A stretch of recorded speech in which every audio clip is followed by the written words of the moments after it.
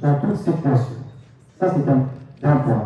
D'un autre point, on rappelle que la logique inductive favorise à la fois si l'on fonctionne dans une logique conceptualisante. Qu'est-ce que ça veut dire? Que le produit de cette vérité, on va dire sociologique, ne vient pas d'un cadre préconçu, mais plutôt des données. Et donc, au fur et à mesure, à travers le processus de la collecte, des codages, etc., on arrive à conceptualiser. Donc, c'est la logique de la conceptualisation. Juste pour rappel, dans les modalités d'analyse qualitative, les cinq modalités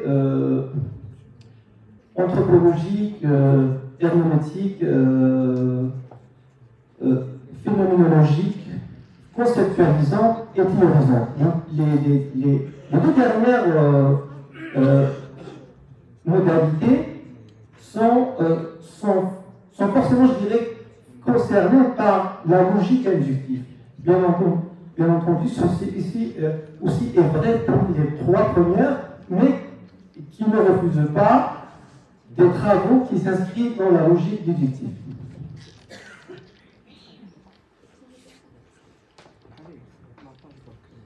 Ouais.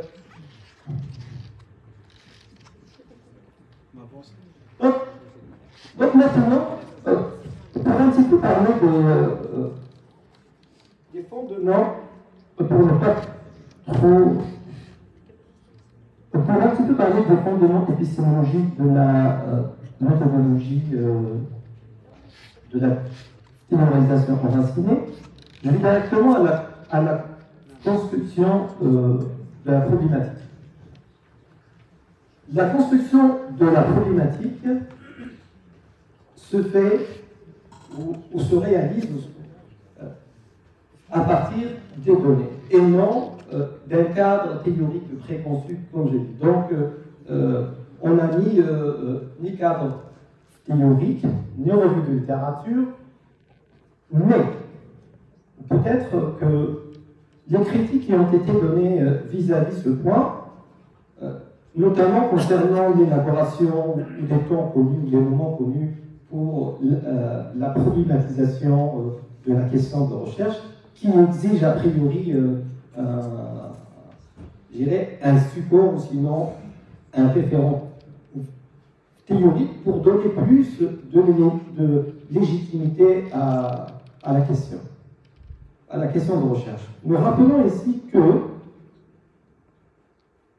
la problématique se finalise à la fin de la recherche. Donc, on est loin de la logique de la recherche, mais plutôt dans la logique de la présentation. Donc, quand on présente le travail ou notre recherche, on la présente dans une logique linéaire séquentielle. Or, la logique de la recherche se fait ou se réalise dans une logique de va-et-vient circulaire. Donc, on peut facilement être à la fois dans la construction de notre problématique, tout en essayant de collecter les données.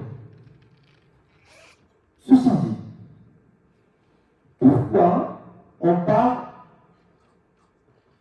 de non-existence d'un cadre théorique? Bien entendu, ce point-là ne veut pas dire une élimination complète d'un cadre théorique, mais plutôt la suspension de toute idée préconçue qui peut interférer dans la construction de notre problématique et aussi le déroulement de la recherche. D'un point. D'un autre point, une fois qu'on commence à faire émerger des concepts à partir du terrain, on peut s'ouvrir vers un cadre théorique qui peut être, qui peut même agir dans une logique, je dirais, entre parenthèses, déductive. Donc, voir est-ce qu'il reproduit ou est-ce qu'on est dans la reproduction, on est plutôt dans l'exemplarité de la recherche, donc donner une nouvelle signification du concept.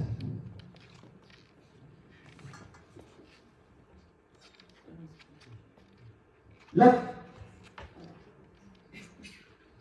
donc, voilà. Oh, ok. بناء الإشكالية يخضع إلى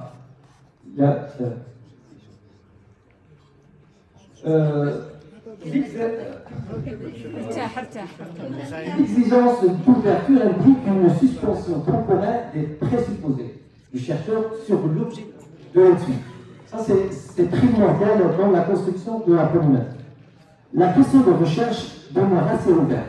Elle sert à identifier le phénomène à l'étude sans chercher à proposer des hypothèses d'explication de celui-ci, ni à limiter a priori les angles dans lesquels il peut être appréhendé.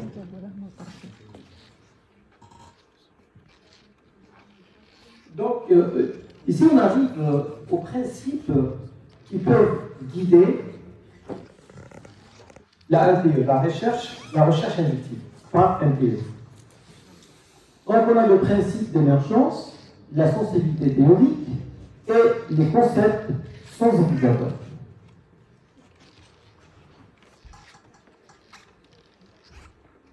Pour le principe d'émergence, on a le chercheur a comme mission ici à faire amener